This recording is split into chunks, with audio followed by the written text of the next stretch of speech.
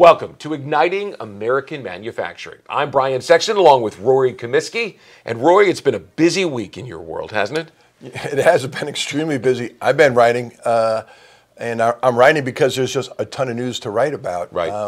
It's just some big decisions coming out of D.C. in relation to manufacturing and workforce development. It's interesting you say that because we're getting into election season, right? We're getting to the first debates just a couple of weeks away. And before you know it, we'll be in the thick of all of this. But we were talking the other evening, and right now, in this space, in manufacturing and workforce development, you think we're more aligned than divided, which is something to say in this country politically these days.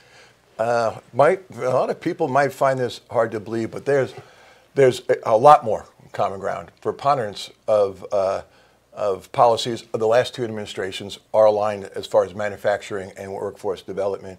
And I wrote an article about that back in March, and just recently, this week, with the announcements of Biden tariffs in China, there's been a plethora of articles, and kind of felt good that You were ahead of the game? I was a little ahead of the game on that one. The Daily had a podcast and talked about it at great lengths, how both administrations are very, very similar. Slightly different, approaches. Sure. Our previous president might be a little more bombastic. Well, he was a businessman. I mean, he He wrote was. the art Yeah, of sure. the deal, as opposed to Mr. Biden, who has been a politician his entire career.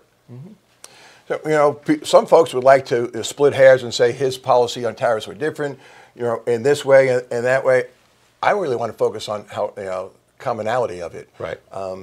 Peter Zahan basically said the same thing. And here's what he said. I'm not going to quote him. Let me capture it the best I can. He said, if you wanted to pick two administrations that were the most similar or most aligned, it would be the Biden and Trump administrations. And when it comes to manufacturing and tariffs and workforce development, he's 950%, 1,000% correct on that. A few other articles I wrote, you spent a lot of time reading. Here's a quote, and let me just pull this up here. Of course, there we go. Biden's tariffs might just trump Trump's in a twist of trade policy irony, he remarked with a sardonic smile.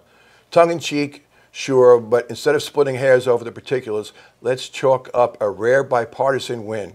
At last, two consecutive administrations find some common ground on tariffs. Okay. And that sums it out, and that's where I'd like to focus. Let's go. Are Biden and Trump different in many planes? Yes, but on this one, they're super aligned. And why is it important that they're aligned on this? Well, it's nice to think that the Democrats and the Republicans can get together on anything. Right. It's rare, but they have, and it's not just out of the White House. It's out of Congress and the Senate, and there's more alignment there than people realize. Because at the end of the day, manufacturing in this country is essential. It's a good thing, and anything that's going to help that. Trump did get a little pushback on his tariffs, and people poked at him. When it comes to semiconductor, the Clinton administration was one of the first administrations to put restrictions on second-generation chips. So it goes back beyond Trump. And Trump talks about leveling the playing field. Well, Biden's leveling the playing field. And to be honest with you, he's tougher on it. He is tougher on China than Trump has been. Does the recent tariff on Chinese electric vehicles prove that? Chinese vehicles, 100%. Solar panels as well. The Chinese have historically overproduced a lot of products and then flooded the market, driving the price down. And that's how they got 90% of the solar panel market. So I'm going to quote Trump here. Right. We're leveling the playing field. Okay. And, if China wants to retaliate, this going back and forth. China and the U.S. eventually will find some common ground. But this is a protectionist policy, and I'm very, very careful using that term. Oh, protectionism has a stigma to it. Yeah. It has some value. It really does have some value. Would you call it America first, or is this strategic technological independence? I mean, how would you phrase this so that protectionism doesn't become the buzzword? Thank you. I appreciate that, because I don't think it does anybody any good if it does. I don't think so. So both the EU, and the EU is aligned with us, and they're very, very much of a mirror of us on this. Talk about digital sovereignty. Okay. Being able to protect your own digital world and being sovereign and self-sufficient and self-reliant, and COVID exposed, supply chain deficiencies. The EU actually passed the Critical Mineral Act. Now we didn't actually pass an act, and there was some talk about acting along those lines in Congress, but we addressed that. Biden just addressed that this week in tariffs as well. So critical minerals hit that tariff as well. So we hit tariffs on EV cars, 100%, incredible. I mean, that's a strong statement on solar panels, on critical minerals, and a multitude of other things, but critical technology. So if we can limit it, and a lot of people say his was strategic and surgical, and that was the difference between Trump and fine. Sure. Okay, I'm fine with that. We need to protect our supply chain. The second part of that, as far as protecting ourselves physically and our military, cybersecurity, making sure that that we have the top technology and the best technology, and we're not just letting it float abroad and our IP float abroad. So digital sovereignty, limited strategic protectionist policies. At the end of the day, globalization is an American construct, and it's served us well. Right. It serves the whole world well. It serves the whole world well. And China has picked up that mantle, and we don't need to own that. They're the biggest manufacturer in the world, and we're number 2 in that world. Globalization is retracted slightly. Okay. But it's going to live, and it's going to breathe, and it's going to grow again. And actually, there's a misnomer that, globalization, Boris Chang from TSMC said it was dead. During COVID, globalization actually grew. A lot of people don't know that. It actually grew. So we're going to continue to trade with China. It needs to be healthy. It needs to be level. It needs to be fair. Okay. And Biden said that. There was a quote, and I'm sorry, I don't have the quote. I wrote it down somewhere. But he basically, at the end of the day, he said, it needs to be fair. And if we can do that, those markets, we need to sell our products, and we need to buy products. So let me bridge this to another hot topic with you, and that's workforce development. If these tariffs are going to lift American manufacturing, right, and you've talked about the term reshoring and bringing millions of jobs back to this country, then workforce development has to find a way to keep up. Otherwise, the tariffs, in some sense, are wasted, right? Sure. I mean, you've got to take advantage of this opportunity. Sure. Is American manufacturing on the verge of, or in the planning stages of, creating a resurgency amongst young people to take advantage of what is to come? Well, a couple things. We're experiencing what some people have called the American manufacturing supercycle. So part of this is driven by reshoring, but it was happening anyway. I mean, we have the EV ecosystem was growing. Global data sphere is just growing, and AI is exacerbated. And I talk about this a lot. You've heard me. I'm like a broken record. Data centers, chips, and the EV sector. They were all growing. Then we brought reshoring back, and it actually just put fuel on the fire, and that's a good, healthy thing. We want to bring this back.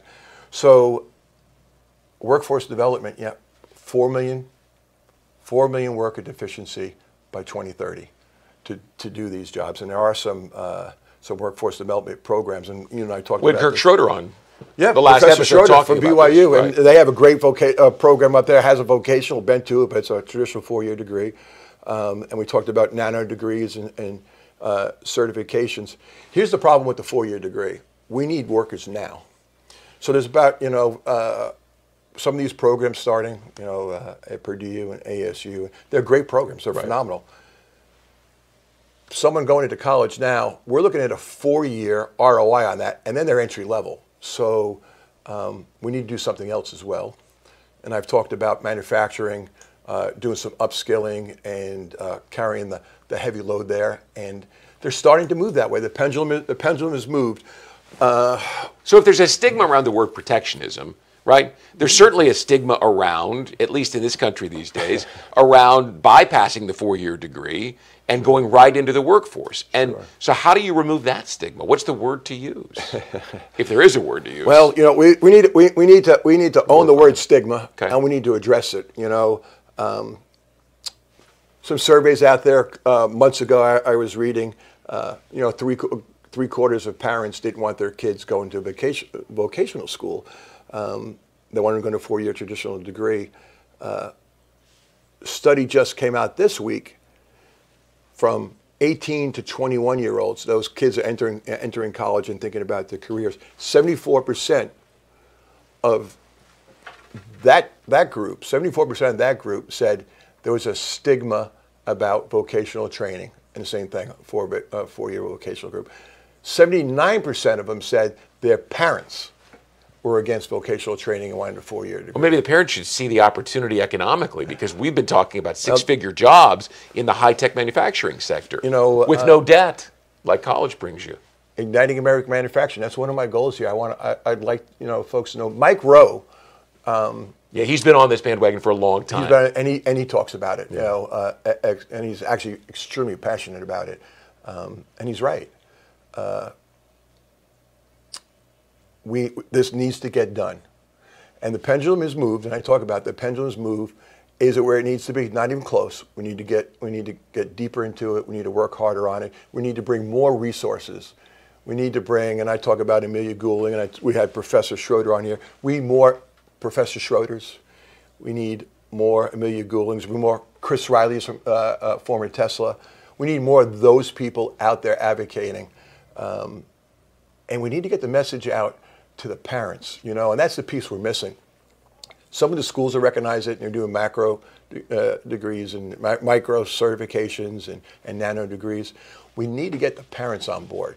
That's the missing piece. Well, the names that you've just listed are global, certainly national names, national figures working on the problem. It would seem to me that you've got to get it to the local level, right, to the school boards, if you're going to get it to the parents, to the local politicians. So we have CTE programs and we have STEM programs. And again, the problem with that, and they're great programs, and they need to continue, and they need more support, and they need to grow. And I think some of people in academia are realizing that. So you start STEM down in grammar school, and you take it into high school. Problem with that again is we're looking at an ROI that doesn't meet our 2030 date. Right. So yes, we need to continue those. We need to change that, and that's the grassroots. So that's probably the problem here. It's a timing thing. So if we continue with STEM, if we push CTE training, maybe we can get the parents on board. And I think that's the goal and the path. Is the timing going to work? Is the timing going to work? So now we need to look at other avenues. We need to look at our military folks returning back to the civilian space. We need to look to our unions, our apprenticeships, our trade programs. So it's going to take all these things, right, and a concerted effort by all to do that. So, we're blessed with people like Amelia and Professor Schroeder and some other hardworking people. We just need more of them. Let's wrap it up on this topic then. When you use the words "Make America Great," I mean, it goes political, and I don't mean it to be this, but there's an opportunity for America's greatness, which we saw post-World War II, sure, to return through this manufacturing opportunity that you keep saying is in front of us. Is the potential as distinct as it was post-World War II? Sure. Can this be another great American era? Sure. Well, you talked about the post-war economic boom or miracle ushered in what was called the age of American exceptionalism. And it revolved around the fact that we were the manufacturer to the world. And this is where globalization grew from. We literally manufactured for the world. We sold our products globally. That makes for a healthy America. It makes for a healthy middle class. So if we can reshore, and we don't have to be number one. Being number one would be nice, but being competitive and creating jobs here if we can create a healthy middle class, if we can bring enough manufacturing back to get that middle class, back to where they once were. Right. They had that middle class is amazing. When they're working and they're making good money, they have disposable income. And it's amazing. They go out and spend it, and the money circulates, and everybody rises up. So a healthy, robust middle class with disposable income in their pocket is good for everybody. So people who want to learn more, right? People like me, where do they find your articles? How do they connect with you? Well, look for me on LinkedIn. Okay. And these YouTube videos, but mostly on LinkedIn. I write prolifically, and it comes from the heart. Right. And it's something I'm very passionate about. So please do read. And my contact information's out there. So if you want to get a hold of me and discuss at greater length, I'm doing a lot of public speaking these days, you are and enjoying it.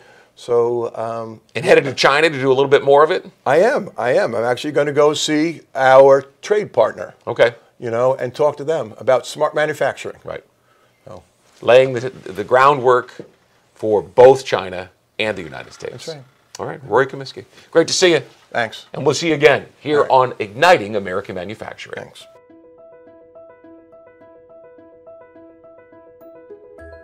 FusionIRX is an iteration of firms I've worked with over the years.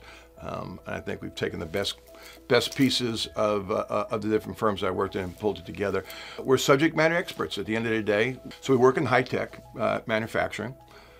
We are open to looking at other things, but we kind of really stick to semiconductor, where my roots are. It's where I originally came from. The EV ecosystem, whether it's battery manufacturing, auto, recycling, mineral processing. And then finally, the global data sphere, so building data centers. That's not really manufacturing, but then again, it kind of is. We're good at what we do, and we have a lot of passion about it, and we can help you.